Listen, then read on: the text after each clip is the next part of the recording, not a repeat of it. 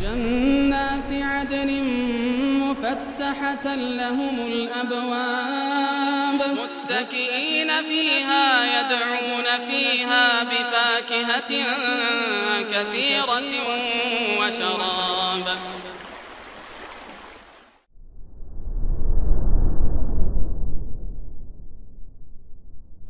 إن الحمد لله نحمده ونستعينه ونستغفره ونعوذ بالله من شرور أنفسنا وسيئات أعمالنا من يهده الله فلا مضل له ومن يضلل فلا هادي له أشهد أن لا إله إلا الله وحده لا شريك له وأشهد أن محمدا عبده ورسوله لا نبي بعده. يا أيها الذين آمنوا اتقوا الله حق تقاته ولا تموتن إلا وأنتم مسلمون. يا أيها الناس اتقوا ربكم الذي خلقكم من نفس واحدة وخلق منها زوجها وبث منهما رجالا كثيرا ونساء واتقوا الله الذي تساءلون به والأرحام إن الله كان عليكم رقيبا. يا أيها الذين آمنوا اتقوا الله وقولوا قولا سديدا يصلح لكم أعمالكم ويغفر لكم ذنوبكم ومن يطع الله ورسوله فقد فاز فوزا عظيما.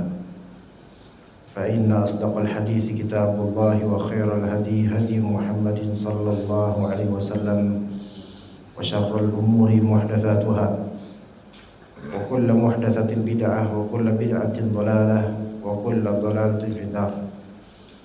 Amma ba'd. Pada pertemuan yang telah lampau kita membahas beberapa perbuatan yang menyebabkan laknat dari Allah atau Rasulnya, seperti menyembelih untuk selain Allah atau mengada-adakan suatu perkara dalam agama atau melindungi orang yang melakukannya tanpa hak. Kemudian orang yang menggambar atau membentuk patung, juga orang yang telah melakukan amalan kaumnya Nabi Lut. Kemudian orang yang mencaci bapaknya dan ibunya dengan cara mencaci bapak atau ibu orang lain, kemudian dibalas oleh orang itu dengan cacian terhadap bapak dan ibunya sendiri.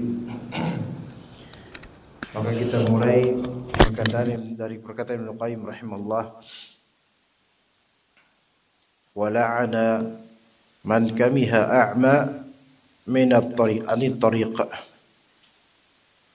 yaitu Allah Ta'ala Rasulnya melaknat orang yang kamiha a'ma anit tariq, orang yang menyesatkan jalan orang lain atau jalan orang yang buta dari at-tariq, dari jalan sebenarnya, atau anis sabil dalam riwayat lain. Dan ini ada hadis yang disebutkan oleh Al-Imam Al-Bukhari dalam kitab Al-Adab Al-Mufrad dengan sanadnya, dan disebutkan oleh Syekh Muhammad Nasiruddin Al-Albani rahimahullah dalam Sahih Al-Adab Mufrad, bahwa hadis ini hasan sahih, yaitu kata Rasulullah SAW, la'anallahu man kammaha, sebagian membaca man kamiha a'ma 'anis sabil. Allah Subhanahu wa taala melaknat orang yang kammaha a'ma, yaitu yang menyesatkan. Kammah di sini adalla an syai', adalla anit tariq, adalla syakhs anit tariq, yaitu menyesatkan seseorang dari jalannya. Bisa juga kammah di sini maknanya dalla asy-syakhs ala ghairi maqsadih, menunjukkan seseorang tapi bukan ke tujuan sebenarnya. Jadi disimpangkan, disesatkan. Ya. Dan ini balasannya laknat. Balasannya laknat. Tidak ada bedanya antara serius maupun prank. Ya, tidak ada bedanya. Maka ngerjain orang dengan menyesatkan jalannya ini termasuk hal yang terlaknat, masuk dalam keumuman hadis. Ini perbuatan yang berbahaya. A'ma yaitu orang yang amiya alaihi tariq walam yuqifhu alaihi, yaitu orang yang tidak tahu jalan atau buta akan jalan, lalu ditunjukkan ke jalan yang justru bukan yang dia inginkan, bukan yang dimaksud. Maka di sini dalam penjelasan terhadap Al-Adab Al-Mufrad, Syekh Abdul Razzaq Al-Badr hafizahullah taala, beliau menjelaskan di Masjid Nabawi dalam syarah terhadap hadis ini, kata beliau hafizahullah taala, ay la'ana Allahu man adalla al-a'ma 'an at-tariq al-hissi alladhi yusil ila al-masjid aw al-bait. Yani Allah taala melaknat orang yang menyesatkan orang buta dari jalan secara hissi, secara fisik, yang mana jalan tersebut harusnya mengantarkan ke masjidnya atau ke rumah, atau kemana yang diinginkan oleh atau dituju oleh orang buta ini. Jadi dilaknat orang yang menyesatkan orang buta dari jalan yang secara fisik menunjukkan menuju masjid atau menuju rumah. Hadza iqabu hadzal insan. Ini adalah hukuman bagi orang yang seperti ini, nyesatin orang. Taib. Bagaimana dengan orang yang bertanya, rumah fulan di mana, atau masjid fulan di mana, atau jalan ini di mana, tempat ini mana, toko ini mana? Kemudian yang ditanya dengan sengaja justru membawa atau mengarahkan ke arah sebaliknya atau arah yang menyesatkan, maka ini masuk kena laknat, hatta walaupun bercanda. Tidak ada tafriq, tidak ada pembeda di hadis ini antara bercanda atau tidak. Ya. Karena di hadis memang zahirnya orang buta pandangan, tapi masuk ke dalam makna yang setara dengannya, itu orang yang buta akan jalan. Yang afdal adalah afdal mengatakan tidak tahu jika memang tidak tahu. Ya, tidak tahu di kemana yang dimaksud. Afdal katakan saya tidak tahu. Adapun kalau misalnya dialihkan ke arah yang tidak benar, maka walaupun bercanda maka ini terkena laknat. Namun ada sedikit sekelumit kisah, ya. Seseorang pengen ke rumah seorang ustaz. Ya, kemudian orang tersebut bingung di mana rumah ustaz. Maka kemudian tanya ke salah satu warga yang kelihatan di situ. Kemudian ditanyakan kepada warga itu, "Afwan, ini rumah ustaz ini di mana?" gitu. Ya. Maka kemudian warga tersebut seperti keberatan untuk memberitahu di mana rumah ustadznya. Ya. Namun warga ini mungkin masih bertakwa kepada Allah sehingga tidak disesatkan oleh warga ini kemana arahnya, melainkan diberitahu. Ya, diberitahu ke sini, nah di situ ada rumahnya. Namun apa kata warga ini? Antum mau ke rumah ustaz itu ya Pak? Iya. Tolong sampaikan kepada ustaz itu, kalau sholat di masjid, antum kan ustaz. Paham gak maksudnya? Kalau sholat di masjid, karena antum tuh ustaz, contohin ke masyarakat sholat tuh di masjid. Jangan cuma tahlilan doang, getol. Gitu. Giliran ke masjid, adzan, nggak pernah sholat. Dan ini musyahad, ini ada seperti ini. Bahkan yang mengklaim keturunan dari nabi tertentu juga ada di suatu daerah yang Anda tahu sendiri orangnya, yang kadang-kadang murid-muridnya datang ke rumahnya bergerombol, dan masa-masa ketika tahun 2019 atau sekitar itu ada cekaman terhadap tokoh-tokoh agama, ketika itu ada tuh, ya.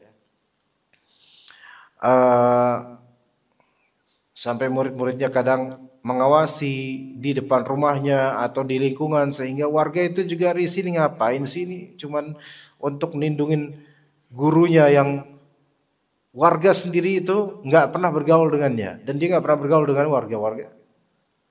Ya tiba-tiba ini murid-muridnya patroli gitu di area RT situ demi melindungi sang guru. Padahal temboknya tinggi, pagarnya tinggi, ada CCTV dan ada jimat di atas pintu rumahnya. Apa nggak cukup tuh jimat tuh ngelindungin? Berarti nggak percaya dong sama jimat itu. Harusnya nggak usah pakai murid, karena udah ada jimat gitu kan. Ya, tapi seumur-umur di situ nggak pernah sholat berjamaah di masjid terdekat, nggak pernah. Ya, nggak pernah. Cuman kadang kalau ada undangan kemana, pakai mobil, konvoi dan seterusnya. Apakah Rasulullah seperti ini gitu loh? Enggak. Dan kalau warga pun mau mengarahkan di mana rumah sang fulan, itu orang dimaksud ini, itu mereka juga keberatan. Katanya ustadz, katanya kiai, katanya ulama, tapi nggak pernah tuh ulama kita nggak pernah ngasih kita ilmu, nggak pernah ngasih kita contoh dan teladan ke masjid kayak gitu. Itu ada seperti itu. Tapi orang-orang masih punya ketakwaan dengan tidak memelesetkan arah kemana rumah sang fulan. Ya, karena apa? Karena mengarahkan orang yang jalan yang tidak benar, maka itu akan mendapatkan laknat. Ini yang masalah apa? Jalan secara fisik saja. Baru itu. Lalu kata Syekh Abdul Razzaq apa? Fakaifa bi'iqabi man yukammihu an-nasa an sawa'is sabili an tariqil jannati fayakhudhahu minas sunani lil bid'i wa min at-tauhidi ila syirki wa min al-haqqi ila ad-dhalal. Ini baru jalan material hissi, yang fisik, yaitu jalanan biasa, arah jalan biasa.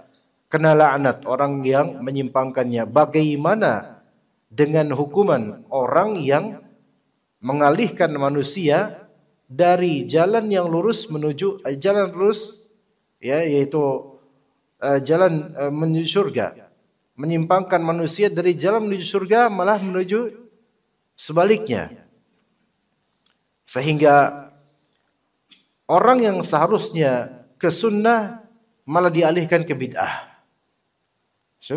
Yang ke sunnah malah dialihkan ke bid'ah.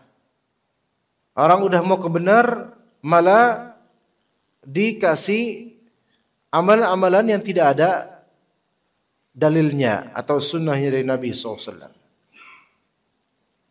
Wa minat tauhid ila syirik. Orang mau bertauhid malah diajarin supaya berbuat syirik. Wa minal haqqi ila dhalal. Orang pengen benar malah jadi sesat. Maka ini seburuk-buruk orang yang Nabi SAW juga menyebut yang seperti ini du'at ila abwab jahannam. Para penyeru menuju pintu-pintu neraka. Dan ini juga disebut qutta'ut tariq, penyamun. Qutta'ut tariq, orang yang memotong jalan, maksudnya orang yang nunggu di jalanan untuk ngebegal. Appearance dan performanya seperti da'i, tapi hakikat ajarannya ajaran begal agama. Apa maksudnya? Orang yang hadir di majelisnya itu pengen jadi orang benar, pengen jadi orang saleh, tetapi dialihkan dari sunnah malah ke bid'ah, dari tauhid malah ke syirik, dari kebenaran malah ke kesesatan. Dan bisa kita lihat ya ikhwas sekalian, majelis di Jawa Tabek ini banyak sekali. Di Indonesia secara khusus, secara umum banyak sekali. Dan banyak orang yang sebenarnya mereka tuh pengen kembali ke Allah. Yang tadinya orang-orang ini tidak kenal agama. bekerja di perusahaan ribawi atau menjadi preman tadinya, namun kemudian ingin bertaubat karena sudah muak dengan lembaran lamanya, pengen membuka lembaran baru untuk kembali kepada Allah. Namun salah guru, salah ikhtiar. Ikhtiarnya sudah berusaha untuk mencari yang benar, tapi qadar Allah, ya dapatnya yang kurang tepat. Maka misalnya preman kemudian pengen taubat, dapatnya ustadz atau dai yang oportunis memanfaatkan jasa premanismenya untuk menggalang donasi atau untuk kepentingan pribadi atau untuk melawan orang-orang yang bertentangan dengan majelisnya dan semisalnya. Ini terjadi. Yang mana preman ini aslinya pengen apa? Pengen jadi orang baik, tapi malah dialihkan untuk pembela kebid'ahan akhirnya. Menjadi penjaga kebid'ahan dan majlis-majlis yang justru mengganggu banyak kaum muslimin. Kebalik. Terus dimanfaatkan pula dengan alasan pengkultusan terhadap keturunan tertentu dan ini seperti ini yang terjadi jemaah, seperti ini yang terjadi. Dan Allah tidak akan mendiamkan ini untuk umat Islam, melainkan akan dibongkar nanti keburukannya. Akan terasa tipu dayanya seperti ini. Kasihan ibu-ibu di zaman lampau sampai sekarang, banyak yang pengen jadi ibu yang benar, banyak pengen jadi ibu yang benar, banyak pengen mendapatkan siraman rohani untuk masalah rumah tangganya, masalah akidahnya, akhlaknya, gimana mendidik anak, banyak. Namun kemudian kadang beberapa dari tokoh atau person yang memang oportunis di majelis-majelis ta'lim membuat travel, bukan travel umrah, bukan travel haji, travel wisata religius untuk ke kuburan-kuburan wali dan kuburan keramat. Akhirnya yang tadinya ibu-ibu ini pengen cukup dapat ilmu saja supaya bisa gimana caranya menghadapi hidup ini dengan baik lillahi ta'ala, kemudian dialihkan menuju ke apa? Ayo kita wisata religius menuju kuburan wali fulan. Akhirnya safar tanpa mahram. Kemudian bareng-bareng satu bis ummahat ibu-ibu semua. Mahramnya siapa? Tour leadernya dan sopir. La haula wa quwwata illa billah. Ya. Nah, kemudian di kuburan keramat ngapain? Tawasul. Bilangnya mintanya sama Allah, ya akhi, ya ukhti, kalau misalnya minta sama Allah, anti cukup di rumah pun bisa minta sama Allah, enggak harus pergi ke Ciamis atau ke Jawa Timur jauh-jauh dengan biaya yang tidak sedikit, yang mana biaya travelingnya bisa 1 juta, belanjanya 2 juta ummahat, ya kan?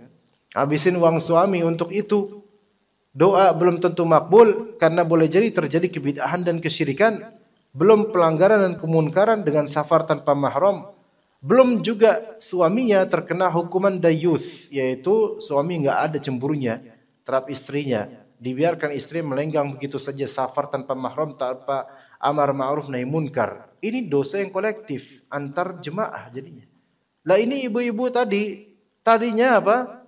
Pengennya apa? Pengen menjadi orang baik. Tapi dapatnya yang seperti ini, dikira ini kebaikan. Lalu kemudian diajarkan tanpa sadar lebih khusyuk di kuburan dibandingkan di masjid. Kemudian ikutlah majelis-majelis yang harusnya bukan receh untuk membayarnya, tapi gratis. Akhirnya berbayar, kemudian harus keluar ini, keluar itu. Yang tadinya harus ikhlas, lama-lama mulai tertanam pada kalbunya kalau majelis nggak ada bawa bingkisan berkat, nasi berkat, itu nggak aji. Akhirnya apa? Akhirnya khalas, nggak ada niatan lagi untuk ilmu ke depannya. Ya subhanallah. Maka ini beberapa orang ini punya karakter qutta'ut thariq, seperti para penyamun jalanan. Kalau cuman ngalihin orang dari jalan rute yang dengan pengalihan yang salah itu dapat laknat, maka apalah lagi dengan yang masalah agama, orang mau benar kok malah disampingin gitu loh. Ya, belum lagi pendidikan di zaman sekarang. Ya, yang mana muskilah sekarang ikhwan. Kita mau sekolah, mau menyekolahin anak, mau sekolah di sekolah umum, mau di sekolah negeri, sekarang kemudian kurikulum pelajaran agamanya itu dikebiri, dan kemudian ada subhanallah banyak hal-hal Yang tadinya orang-orang tua ini pengen anak-anak jadi benar. Oke, ya. Tapi kemudian, ya udah ke pesantren, nyari pesannya sunnah. Nggak boleh, kita nggak boleh ngomong mahal ya. Ya, sekolah sunnah mahal katanya. Tapi memang mahal. Ya di balik mahal itu ada kebaikan. Cuman ya wajar kemudian yang bilang mahal wajar karena memang mahal atau banyak anak jadi terasa mahal. Tapi kalau misalnya di pesantren yang mungkin pesantren tradisional yang mungkin makan itu ya cukup tempe, lauk, nasi dan seterusnya. Murah, mudah. Tapi diajari bid'ah. Nah ini kita lihat tidak sedikit dari pesantren yang justru orang tua tadinya mau jadi anak-anak ini jadi baik. Kemudian lulus dikasih jimat. Ada atau tidak itu? Ya banyak. Bahkan banyakkan pesantren dulunya kayak gini dulunya di zaman dulunya yang tradisional. Dapat ijazah sanad jimat. Ya, tambahan jin korin. Zaman sekarang nanti kemudian bisa cek khodam dan seterusnya. Ya subhanallah. Harusnya dari pesantren lulus itu ngajar tauhid. Harusnya yang membimbing kaum muslimin menuju ke Allah. Ini malah justru jadi dukun-dukunan. Malah justru pakai khodam. Malah justru yaitu punya jimat dan semisalnya lah. Wallahu. Ini pengalihan seperti ini jemaah. Dikhawatirkan kena laknat. Orang mau benar malah jadi sesat. Karena disesatkan. Orang mau benar membela agama Allah disesatkan dengan cara membela secara fanatik kepada gurunya saja. Ini terjadi di zaman sekarang. Di brainstorming atau dicuci otaknya dan pikirannya supaya fanatik kepada dirinya. Maka yang terjadi bukan ta'zim terhadap din, terhadap agama dan syariat. Tapi yang terjadi ta'zim terhadap ashkhas, terhadap person-person tertentu yang dikultuskan. Ini kan menyeleweng gitu loh. Orang-orang ini sebenarnya pengen baik loh Pak. Dan antum akan lihat mereka itu punya niatan baik. Banyak dari mereka cinta kepada Nabi SAW. Tapi kemudian diselewengkan dengan lagu-lagu dan irama-irama, rebana-rebanaan dan seterusnya. Mereka kira inilah caranya mencintai Nabi SAW. Tapi tidak diberitahu tentang sunnah-sunnah harian tentang bagaimana Nabi SAW. Malah justru dikisahkan cerita khurafat, hadis-hadis palsu, dan hal-hal yang tidak ada dasar dalam agama. Gitu. Ya. Nah, mungkin bisa ngerasa di sini, mohon maaf kalau tersinggung mungkin, tapi ini peralatan. Kita ini tahu nggak sunnahnya apa setelah sholat fardu? Istighfar. Astagfirullah, astagfirullah, astagfirullah. Baik. Tapi diajarkan oleh sebagian enggak istighfarnya. Alhamdulillah. Gitu. Baik. Apa dalilnya? Yang enggak tahu dalil kalau istighfar ada dalil alhamdulillah mana? Assalamualaikum warahmatullahi wabarakatuh. Assalamualaikum warahmatullahi wabarakatuh. Alhamdulillah. Mohon maaf nih kalau yang seperti itu. Itu di mana dalilnya? Sambil ngusap alhamdulillah. Anda bersyukur selesai sholat. Sementara Rasulullah SAW mengajarkan istighfar. Taib ya istighfar, astagfirullah, astagfirullah, astagfirullah. Ya. Allahumma antas salam wa minkas salam, tabarak ya dzal jalali wal ikram. Oke. Kadang beberapa dari orang Indonesia ini mengkreasikan kemudian yang memang asalnya ada sunnahnya, namun ya karena ya ditambah-tambahin akhirnya. Orang pengen benar sesuai sunnah, akhirnya ditambahin dengan sempalan-sempalan lafal. Tadi cukup astagfirullah. Namun tambahin astaghfirullahaladzim alladzi la ilaha illa huwal hayyul qayyum wa atubu ilaih. Astaghfirullahaladzim alladzi. Kalimat tambahan alladzi la ilaha illa huwal hayyul qayyum wa atubu ilaih itu bukan untuk khusus setelah sholat. Sering dengar kayak gini. Banyak masih kayak gitu. Terang-terangan. Kalau ditanya apakah emang dari Nabi SAW lafal persisi seperti ini setelah sholat? Atau ini tambahan-tambahan karena kita ini kreator? Banyak yang membuat buah ditambah-tambahin, sempal-sempalin. Dari dalil-dalil. Memang ada asal sunnahnya, namun kita tambah-tambahkan, kemudian jadi rutinan. Ini yang menjadi bid'ah, bid'ah idhofiyah. Bid'ah tambahan, sempalan.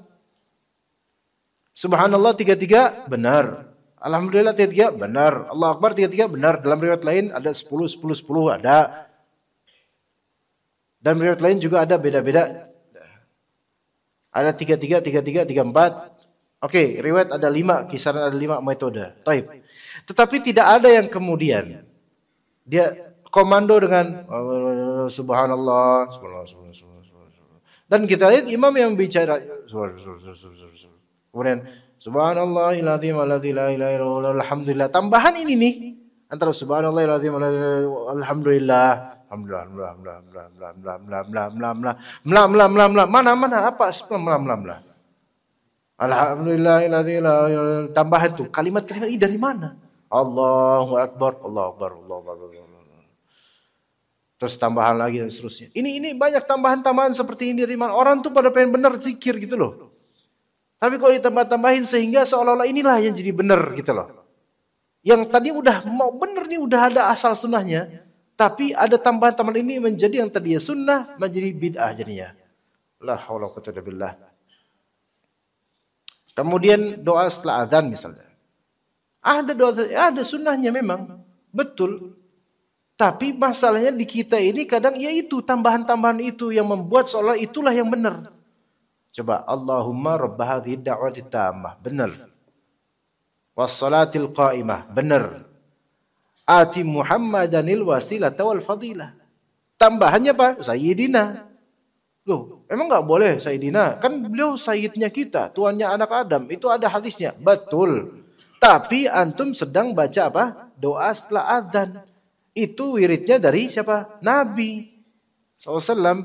Dan itu tidak ada Sayyidina di situ. Wah, repot banget. Emang repot. Yang bikin repot siapa? Yang nambahin. Coba nggak ditambahin? Nggak repot. Enggak, saya nggak kerepotan kok namanya Sayyidina. Nggak kerepotan di dunia. Di akhirat ditanya antum. Siapa yang nyuruh nambahin? Oh, sok tahu antum. Antum yang sok tahu nambahin. Lebih tahu mana daripada Nabi SAW. Loh, ini dari Nabi kok. Gitu kan. Ati Muhammadanil wasilata wal fadilah. Udah selesai gitu. Wasyarafah wad darajatal aliyata rafiyah. Enggak ada ini. Enggak ada. Cari aja dalilnya yang sahih. Wasyarafah wad darajatal aliyata rafiyah. Coba cari. Tambahan yang ini, tambahan yang ini. Melainkan ini tafsiran. Kan ati Muhammadanil wasilata wal fadilah. Wasyarafah wad darajatal aliyata rafiyah. Ini tafsiran terhadap wasilah. Ya gitu. Wa ba'athu maqaman mahmudan allati wa'adta. Oke, ini benar. Alladzi wa'adta. Ya, ini benar. Tapi tambahan innaka la tukhliful mi'ad ini enggak ada. Nah, ini kan lihat ada 3 sempalan dalam doa ini. 3 sempalan. Tahu enggak sebelum kita belum tahu karena ini yang terpatri selama ini jemaah. Kalau kita lihat diri kita dan jemaah yang lain ketika mereka mau doa setelah azan udah bagus banget itu Masya Allah. Ikut sunnah, alhamdulillah doa setelah adzan. Itu kebaikan yang berkah, Masya Allah. Ikut sunnah. Tetapi orang udah bener mau ikut sunnah, ditambah-tambahin lafalnya. Begitu jemaah. Ya gitu ya. Orang mau selawat, ditambah-tambahin lafal selawatnya. Dan dijadikan dengan lagu dan seterusnya. Ini kita berikan warning di sini supaya sadar Pak. Ini nih agama, bukan ceplok-ceplok kita semaunya, kemudian asal ikutan dan seterusnya. Ternyata selama ini kita itu ada sisi keterpedayaan dengan yang sudah biasa terjadi dan terwiridkan. Padahal belum tentu kayak gitu dalam Islam. Baik ya? Jamar tapi ya, wah Ustadz ini apa-apa disalahin. Ya emang salah. Mau masa salah terus saya bilang bener Pak. Itu bohong saya berarti. Masa udah dibohongin mau saya bohongin juga. Sekarang kalau misalnya doa asghil Pak, doa asghil. Salawat asghil tahu enggak Pak? Salawat asghil. Kalau namanya mungkin sampean baru dengar sekarang, tapi kalau lafalnya sampean yakin udah sering dengar. Allahumma shalli wa sallim ala Muhammad. Gitu enggak? Benar enggak? Wa asghilil zalimin bil zalimin. Pasti sering dengar Pak, bahkan mungkin antum pelakunya. Wa akhrijna min bainihim salimin wa ala alihi wa sahbihi ajma'in. Selawatnya yang mana nih? Cuman Allahumma shalli wa sallim ala Muhammad. Oke. Sampai wa ala alihi wa sahbihi ajma'in. Nah, itu selawatnya. Tambahannya apa sekarang? Wa asyilil zalimin bi zalimin wa akhrijna min bainihim salimin. Ini tambahan. Enggak ada sama sekali dalil yang palsu pun enggak ada. Sampai hadis maudhu enggak ada ini kalimat. Dari mana ini? Kalau Yusuf Mansur, dari mana duitnya? Kalau ini dari mana dalilnya? Mana dalil? Dari mana ini? Antum cari di kitab-kitab hadis palsu aja. Angkat tangan ulama-ulama hadis palsu. Enggak ada, ya, akhi, enggak ada. Ini saking palsunya. Apa artinya? Ya artinya mungkin bagus, tetapi menyempalkan di antara selawat ini yang bermasalah, Pak. Orang mau selawat tapi disempal-sempalkan, jadinya apa? Dirutinkan pula, jadinya apa? Bid'ah jadinya. Wa asghilidz zalimin bidzalimin artinya apa? Ya Allah, sibukkanlah orang-orang zalim, disibukkan dengan sesama orang zalim. Wa akhrijna min bainihim salimin, dan keluarkanlah kami dari antara mereka dengan selamat. Emang bagus sih. Cuman kan ini dijadikan apa? Selawat, namanya selawat asghil. Itu mungkin dari Nabi Adam sampai Nabi Muhammad ditanya, ada nggak selawat asghil? Enggak ada tahu, orang enggak ada.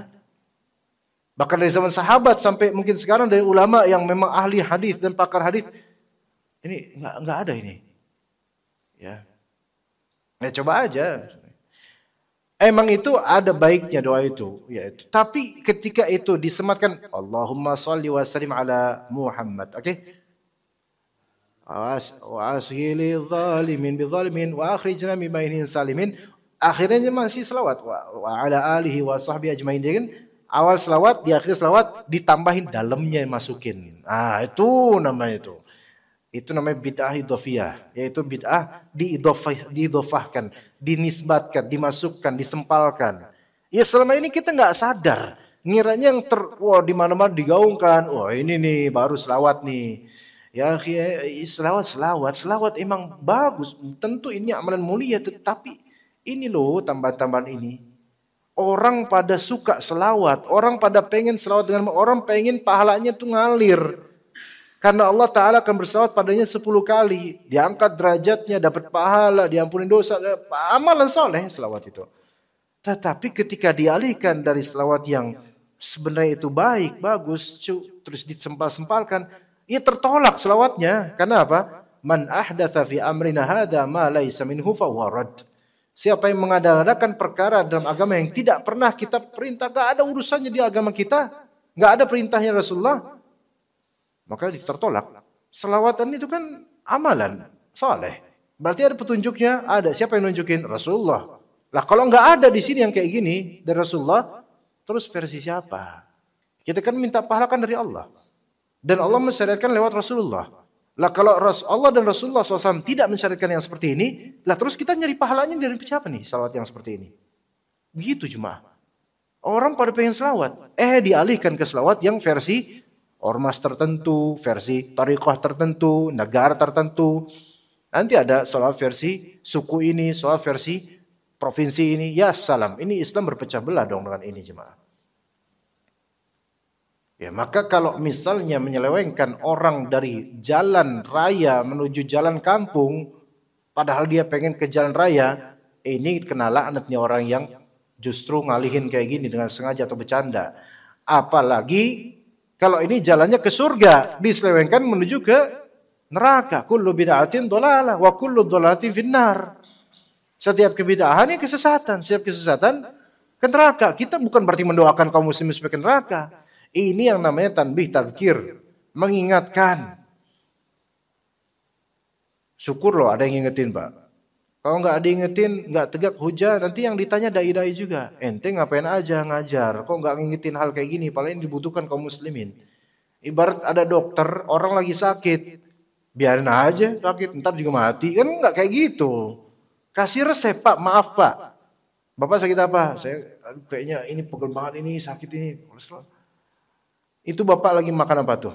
Tunjang. Ya Pak, jangan Pak. Yang itu dokter yang benar tuh. Bukan nggak apa-apa, makanya tunjang. Nih saya tambahin ati gitu. Kan nggak mungkin juga kayak gitu. Seperti itu jemaah sekalian. Mungkin sebagian dari kita baru tahu beberapa hal ini, tapi saya ingatkan gitu loh. Pahit itu lebih baik selama itu kebaikan daripada manis-manis terus gula. Ayo, nanti kegemukan repot nanti urusannya. Ya, anak sekarang aja ada yang cuci darah gara-gara minuman-minuman yang gula dan semisalnya. Ayo. Ya, jadi jangan cuman yang manis-manis doang Pak dakwah itu. Kadang-kala perlu yang pahit-pahit. Salah ternyata. Justru bersyukur Pak kadang-kadang dengan pahit-pahit. Orang makan sambiloto supaya apa? Supaya sembuh. Itu lebih afdol daripada dia minum jus mulu supaya seneng. Gak bisa, nanti sakit. Seperti itu jemaah sekalian. Ya. Ini kapan selesainya kajiannya Pak? Saya pengen cepat-cepat selesai karena pengen cepat aja gitu. Maka kata Syekh Abdul Razak, ya. Wa hadza anka wa a'zamu jurman wal iyadzu billah. Orang yang seperti ini menyelewengkan kaum muslimin dari sunnah menuju bid'ah, dari tauhid menuju syirik, dari hak menuju batil, dolal. Itu lebih buruk, lebih besar lagi kejahatannya. Wa na'udzubillah. Wa hadzal hadis yubayyinu khuturata du'atid dolal. Hadis ini menjelaskan berbahayanya para penyeru kesesatan. Nabi SAW bersabda, akhwafu ma akhafu ala ummati al-a'immatul mudhillun. Yang paling aku takutkan dari terhadap umatku itu adalah para imam-imam yang menyesatkan. Yang menyesatkan. Karena imam itu di depan. Depan itu front, berarti diikuti, matbu'. Nah, kalau yang diikuti ini adalah orang yang menyimpang dan sesat, maka itu yang lebih dikhawatirkan karena dia bisa menjaring massa dan menyelewengkan orang-orang dari kebenaran menuju ke kebatilan atau kesesatan. Nah, zaman sekarang ya media sosial berseliweran apa-apa dan seterusnya, dari dokumen-dokumen, dari hal-hal yang sifatnya diada-adakan dalam agama. Barang siapa yang zikir sekian ribu kali maka dia akan dapat ini dan seterusnya. Ya subhanallah. Kalau orang ini emang dari awalnya tuh cuman pengen keburukan atau pengen ujub, nah itu berhak mungkin dapat kesesatan. Kayak misalnya dia nyari ilmu agama supaya sakti. Nah, itu kena tuh sama orang-orang yang sesat tuh. Karena pengen sakti, akhirnya dikasih apa? Resep. Kamu baca ayat kursi 10.000 kali dalam satu majlis. Nanti kamu bakal sakti. Nah, itu karena awalnya pengen niatan sakti, dapatlah itu sakti. Sakti gimana? Itu ada kisahnya juga saya temukan dari teman dan dia meriwayatkan dari temannya langsung. Jadi syaratnya ini bersambung saja ya. Nah, itu teman anak itu diberi resep untuk sakti oleh seorang yang katanya juga sakti ya. Kamu baca ayat kursi 10.000 kali dalam satu kali duduk. Allahu Akbar 10.000 kali itu ayat kursi sih memang. Ini kan nggak ada dalam agama ini kayak gini. Kamu akan mendapatkan teman yang sakti nanti. Akhirnya dia melakukan itu. Berarti kan kalau dia lakukan itu berarti dia meninggalkan beberapa sholat karena harus satu kali duduk, nggak boleh beranjak. Antum baca ayat kursi 1.000 aja Pak.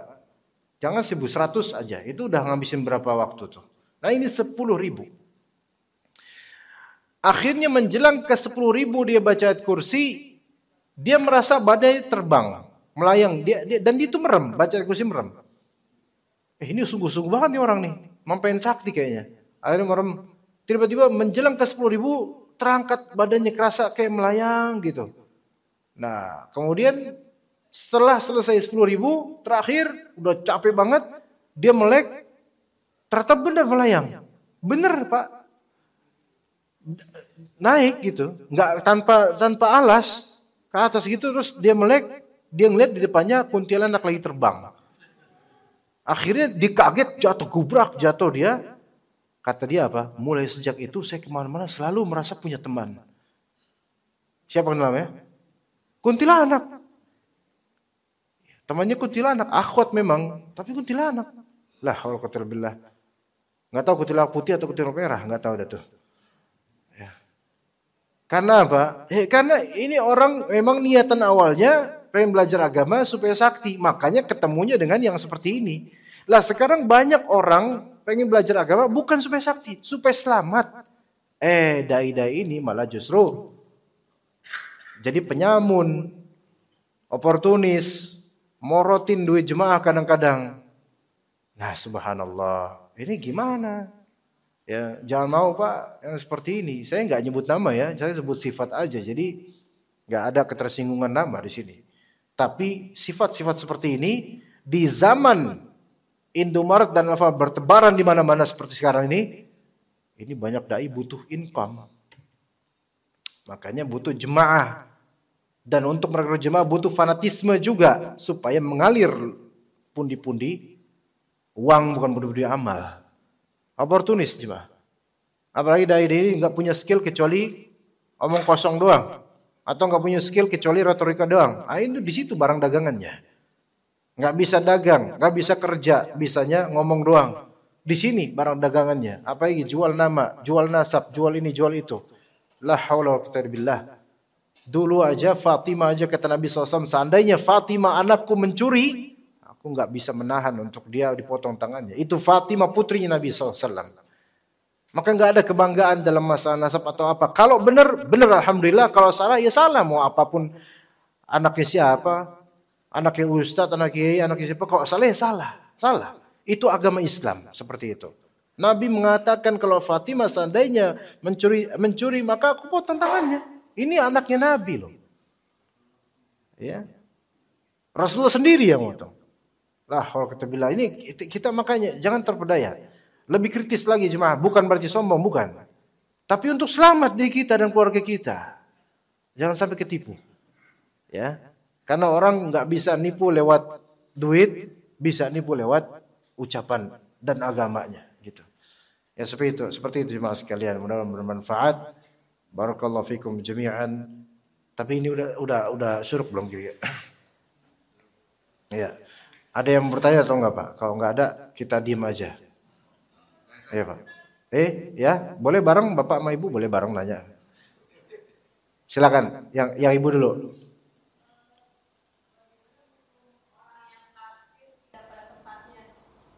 Apa? Orang yang tidak parkir tidak pada tempatnya. Jadi hukum negara apa hukum agama yang diinginkan nih? Parkir tidak pada tempatnya. Asalnya itu tidak ada hukum ya gini. Tergantung ya, parkir tidak pada tempatnya itu ada beberapa konteks Bu ya. Kalau parkir tidak pada tempatnya, gimana ya? Seperti apa contohnya? Pinggir jalan. Oh, tidak pakai garasi. Garasi nggak ada atau mungkin gitu. Mohon maaf nih, kalau misalnya itu terjadi di antara warga sini, saya tidak ada maksud untuk mengadu domba. Ini pertanyaan, ya. Jadi saya hanya menjawab pertanyaan, ya. Bapak-bapak jangan ada yang keluar dulu, karena kalau keluar nanti takutnya dia akan ketahuan yang punya mobil, gitu. Parkir, gini. Subhanallah. Ini gini, ada peraturan undang-undang dan juga ada peraturan RT ya yang wajib dipatuhi warga. Dan mematuhi yang seperti ini masuk dalam bagian dari akhlak ya. Bagian dari akhlak. Memang ini bukan masalah prinsip agama, bukan. Ini masalah cabang dalam berakhlak mulia. Seseorang ketika dia memarkir mobilnya tanpa uzur ya di jalanan umum atau pinggir jalan umum yang itu menyempitkan, maka ini memiliki dosa. Loh, kok bisa dosa? Iya, bisa dosa. Kata Nabi SAW ketika ditanya, Nabi SAW ketika mengatakan al-imanu bid'un wa sab'una aw situna syu'bah. Iman itu 70 atau 60 sekian cabang. A'laha la ilaha illallah. Iman yang paling tinggi la ilaha illallah. Wa adnaha, iman yang paling rendah adalah imatatul adza 'anit thariq, yaitu memungut rintangan di jalanan. Kata Syekh Utsaimin rahimahullah, seseorang ketika memungut rintangan di jalanan itu dapat pahala, maka membuat rintangan di jalanan dapat dosa. Mafhum mukhalafahnya gitu, pemahaman terlalu gitu. Gimana? Polisi tidur. Kalau polisi ini nyambungnya jauh, nanti nyambung kemana banyak portal, polisi tidur, nanti tiang listrik dan seterusnya. Ini gimana nih? Yang mana nih yang mau dipilih nih? Gini, mau mobil ke, mau polisi tidur ke, mau polisi beneran ditidurin di situ ke. Pokoknya kalau itu menghalangi jalan, itu masuk dalam kategori berdosa. Kecuali berudzur. Ya, misal berudzur. Misal kalau rumah itu renovasi, nggak bisa, harus di pinggir jalan. Ini udzur. Ya. Atau kalau misal belum punya garasi terus punya mobil, ini bukan udzur, Pak. Ini bukan udzur. Anda sebelum membeli mobil mikir-mikir gitu loh, mau parkir di mana, jangan nyusahin orang demi kepuasan atau kepemilikan Anda. Kalau polisi tidur ada rincian. Kalau polisi tidur ini dari pemerintah, sebagian beberapa polisi tidur nggak tahu kalau di Bekasi ya, itu nggak masalah dari pemerintah, itu keputusan ulil amri. Kalau polisi tidur itu swadaya masyarakat, dilihat. Kalau inisiatif pribadi, maka wajib dengan kesepakatan di RT atau kauman warga situ. Kalau cuma dari pribadi dan jalan itu bukan milik pribadi, milik umum atau milik pemerintah, enggak boleh secara personal nyewa orang untuk bikin polisi turun. Apapun mau bagaimanapun itu. Walaupun tujuannya maslahat supaya enggak banyak yang ngebut dan seterusnya. Tapi harus dengan persetujuan dari rukun RT. Ya seperti itu. Karena polisi turun kan ini untuk masyarakat juga. Resah atau enggaknya kan gimana mereka, gimana Pak RT keputusannya. Begitu Pak. Kalau misalnya dari RT langsung, kebijakan RT, ya itu lebih afdol. Tapi kalau individual semaunya ini jangan. Semasuk portal juga. Ya seperti itu Pak ya. Begitu Bu, soal yang tadi mobil parkir pinggir jalan. Ini tidak ada maksud, ya saya jawab nggak ada maksud apa-apa, tetapi hanya menjawab pertanyaan saja. Maka kalau misalnya memang belum punya garasi, maka mobilnya mungkin bisa diparkir yang lebih afdol, yang lebih cocok. Misalnya di genteng misalnya atau di mana gitu ya. Sekalian aja yang nyeleweng. Ya, jangan di pinggir jalan karena itu mengganggu dan bisa berdosa. Dan itu bisa namanya kata Nabi SAW, man kana yu'minu billahi wal yawmil akhir fala yu'zi jarahu. Barang siapa yang beriman kepada Allah dan hari akhir, maka jangan dia mengganggu tetangganya. Nah, ini kan yang lewat kan biasa tetangga. Kalau merasa terganggu dengan adanya parkir mobil di pinggir, itu masuk dalam pelanggaran dan bisa masuk dosa. Kalau kita beriman kepada Allah dan hari akhir, jangan kayak gitu. Kecuali ada udzur yang tadi saya sebutkan. Begitu Bu ya. Ini orang berbeda Bu? Oh, kalau Ibu menanya, ini berentet ini.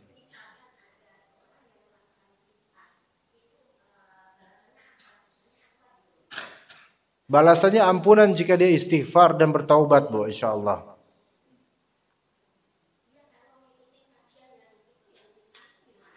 Kalau tidak tahu, semoga Allah maafkan. Udah pokoknya saya pengennya positif aja Bu. Ya nanti kalau saya neraka, sesat, enggak ya. Kalau dia bertaubat istighfar, Allah maafkan. Kalau dia tidak tahu, semoga Allah maafkan. Itu aja, Bu ya.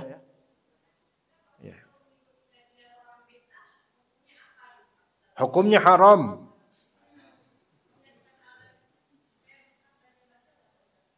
Iya, mengikuti yang batil, tapi hukumnya haram. Tapi kalau dia nggak tahu, Bu, nggak semua orang tuh paham hal kayak ini, Bu. Jadi ya kita beri uzur, kita dapat hidayah, alhamdulillah. Ya, apa Bu? Menolaknya pun ada orang menolak karena nggak paham.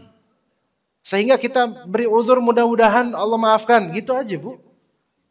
Ada orang, kebanyakan orang tuh menolak karena ya namanya orang udah senang sama kajian ini ya dia disuruh lepas ya susah Bu. Kita dakwahi pertama dia nolak. Ya nanti kita kapan-kapan kita serukan lagi sampai dia akhirnya paham. Orang nggak bisa kan, nggak semua orang sekali kasih tahu langsung paham total. Nggak semua orang Bu. Jadi jangan bertindak kemudian memvonis ini orang ini dosa besar, ini orang ini bakal kena neraka. Enggak usah. Dia Pak ini haram, nggak boleh ikut itu karena itu mengajarkan nggak benar. Itu kadang-kadang orang menolak dulu. Gitu. Jadi pelan-pelan Bu. Ya Bu ya. Ini soalnya umahat kadang-kadang lebih ekstrim soalnya kalau udah dakwah itu lebih ekstrim. Iya, nyangkutnya jauh-jauh nanti. Ayo Pak. Soal zikir yang sahabat ini, kalau misalnya kita lagi zikir, misalnya yang ada hitungan 3-3 itu, di tengah-tengah kita misalnya ada menjawab salam, itu gimana? Nggak perlu diulang lagi, melainkan dia lanjut aja yang sudah tersisa. Yang subhanallah itu kan ya Pak. Dia nggak perlu mengulang lagi, dia lanjut yang tersisa gitu. Seperti itu, ya. Oke, sepertinya udah suruk ya. Kita cukup sampai sini insyaallah. Barakallahu fikum jami'an. Semoga bermanfaat. Wassallallahu ala nabiyina Muhammad wa ala alihi washabihi ajma'in. Subhanakallahumma wa bihamdika asyhadu an la ilaha illa anta astaghfiruka wa atubu ilaik. Assalamualaikum warahmatullahi wabarakatuh.